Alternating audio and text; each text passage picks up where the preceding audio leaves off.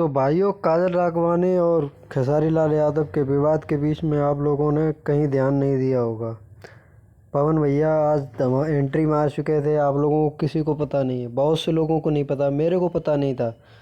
तो मैं आज यूट्यूब पर गया, मैं दोपहर में भी देखा, शायद सुबह के समथिंग भी देखा था।